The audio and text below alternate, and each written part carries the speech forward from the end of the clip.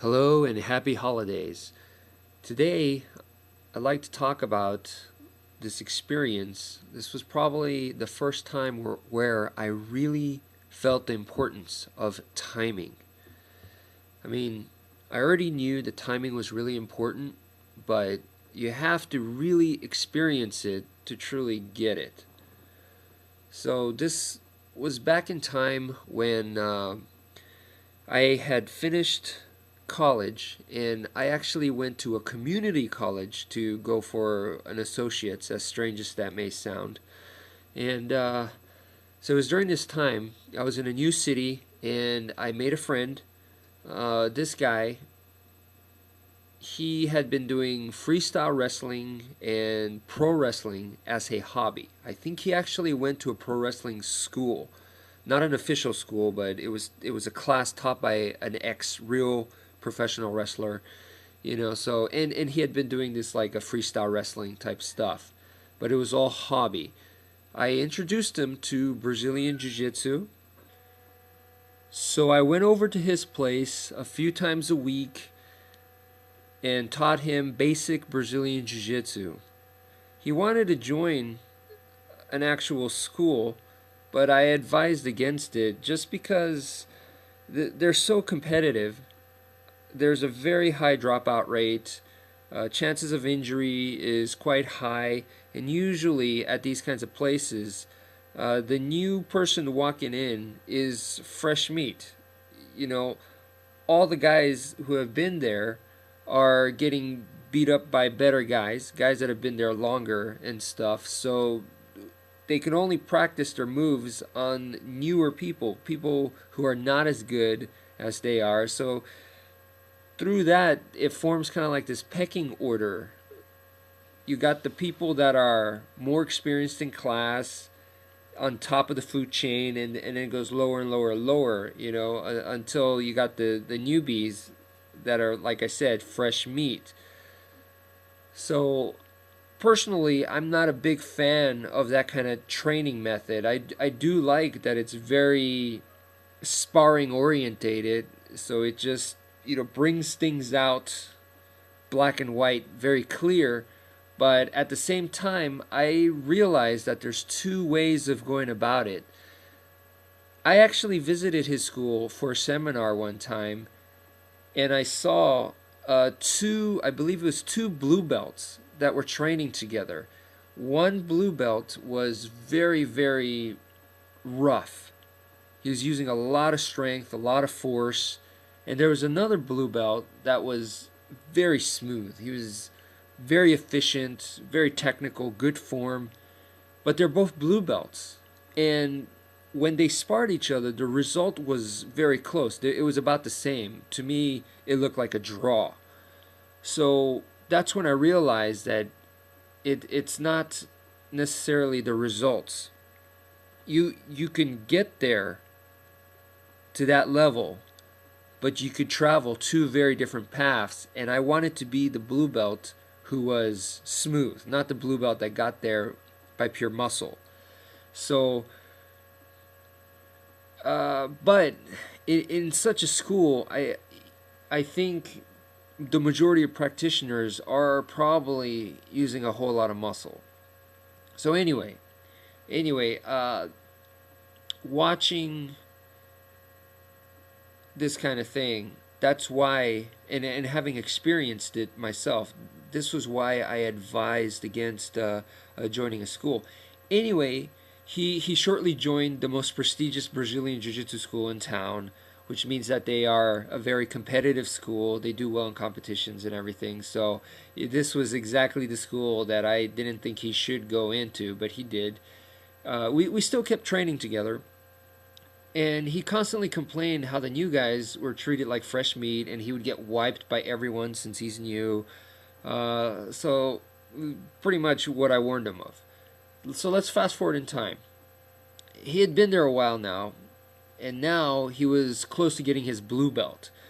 He is now able to do what he wants with the new guys, whatever he wants, So he's at that skill level where he's like an experienced white belt. And to me, in my eyes, that's kind of like, you know, that's really unfortunate, because what you're complaining about, the system that you're complaining about, now he was doing the same thing. He's part of that system now. The only difference was because he was a real cool guy, and he was training with me, and I was adamantly against that type of, you know, training. And he made sure that he was nice to the new guys. He didn't just wipe the floor with them. Although he did really, I could tell he really enjoyed how he could effortlessly sweep the new guy, or get an armbar if he wanted to, or, you know, this kind of thing. So you got to be very careful with this kind of sparring Brazilian Jiu-Jitsu training, because you could get a little drunk, a little high on your progress there. And they're really distractions. They're really just illusions, so to speak. So this was the reason why I didn't even roll with him. I never sparred the guy. I'd go over to his place. We'd drill techniques, and that's all we did. Because I thought, what's the point? Either he's going to get discouraged, or I'm going to, you know, it's going to get to my head and I'm going to feel like I'm really awesome. So I didn't even bother with sparring. I do understand the importance of it, but I also know the negative aspects of sparring. So anyway, I didn't. But I had these very strong ideas about, you know, trying to be humble and not let competition, you know, decide or let you know how good you are, and it's not about how many wins you get, this kind of thing. So I was very adamant about that, and I could tell that he was starting to get a little tired of it, because I think because he was getting much better than before, and we had never sparred either, and when we do practice, I would let him, you know, successfully do things and stuff like that. So he perhaps got the wrong idea from it and started to think, hey, you know, I could beat Wampire. This guy's not as good as he thinks he is, type thing. So I was just like, one day I was like, okay, fine, let's just spar. Okay, let's go, but I'm gonna use a lot of force. I'm gonna use a lot of strength, and I'm gonna go at you, maybe not 100%, but it's gonna be pretty close, 80 to 90% force.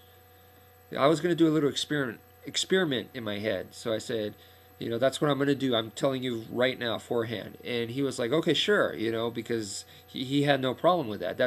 I'm sure that's what he wanted. So we sparred, and because I had been training in Brazilian Jiu-Jitsu longer than him, my positioning skills were better, and I was able to take his back. And from there, you know, what do? Well, it's the rear naked choke. That is the most basic, solid technique from Brazilian Jiu-Jitsu, the lion killer, mata leon, right? So I'm trying to get the rear naked choke. I'm cross-facing him hard, right? Hard enough, as hard as I can without injuring the guy. I definitely didn't want to injure him, so I'm not doing anything nasty, because believe me, there's lots of dirty tricks that I know, but I wasn't doing any of that stuff. But still, I was going really hard, and because of my skill level, I thought that I was able to finish this guy pretty easily. But I did remember, this was an experiment that I was doing, so I did anticipate this, right? And eventually, to my surprise, he got out of the back mount. So I had him in back mount, and I was going for the rear naked choke. I couldn't get it, and I ended up scrambling into north-south position, and I got him in a north-south choke, and that's what tapped him out. We were both really out of breath, and you know, it was really sad for me in a way, because I thought I was going to be much more skilled, a lot better than I was, and I had to result in using a north-south choke, which was not even my bread and butter. If that's your bread and butter, fine, that's great, you know, but this is, to me, like, it's not my A move, not my B move, it's not my C, it's like way down there on the priority list. So I had to result in something like this to submit the guy. For him, he's I'm sure not that even familiar with the north-south position at that skill level, much less even didn't even have a clue to defend something like that, I bet. So it wasn't really a formidable opponent in that case. So for me to win like that, like I said, it's like it's like a grappler taking down a kickboxer and tapping him out on the ground. You know, that's not that impressive. All right, if a grappler is able to beat a kickboxer standing, that's more impressive. You know what I mean? So anyway, he was pretty upset about this, and I could tell, and I complimented the guy. I was like, you've really gotten much better than we first started. I can really see the difference. I couldn't even get you in that rear naked choke. So anyway, I offered him, after we caught our breaths, to go again, to spar one more time, except this time I said, you know what, I'm going to relax. That's my focus. I'm not going to use strength. Okay? You can go as hard as you want, but I'm just going to relax. And he was like, okay, cool. I'm sure he wanted to redeem his loss and everything. So we went again, and what was incredible was I expected to just be in the guard the whole time, which is a very defensive position. But from there, I was able to take his back. The first time, I aggressively fought to take his back, and I got his back. This time, it was pretty much like he gave me his back. I didn't even want his back. I was just expecting to hold on to the guard. So I ended up on his back, flattened him out, and from there, I didn't even care about the rear naked choke. Of course, submissions is priority, but from there, I was just trying to get a good position base. So I flattened him out. I was putting my weight on him. My hands, instead, the first time when I was trying to go for the rear naked choke, I had a seatbelt position, and I was aggressively cross-facing left, right, switching arms, trying to lift that chin up, get that arm to slide right into his neck, to get that choke. But this time, that's not what I was doing. My arms were completely away and hovering like I was Superman on the guy, right? And I noticed, hey, if this was a real fight, I could be using my hands to punch him. So that was great to have my hands free. The next thing I noticed was because my hands were free, I'm actually leaning onto his back, putting more pressure. So it was bothering him, and he wanted to get out of that position. And because he wanted to get out of that position, and because my hands were not on him, he kind of didn't know what I was doing. And so he put his hands down to get some base, and that's when his neck was totally exposed. So I got a rear naked choke for free. Effortless. So that's when I realized that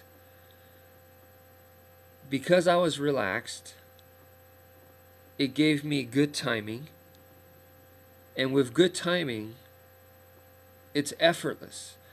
If you have bad timing, it's really like you're going up against the world. So that was a huge deal for me.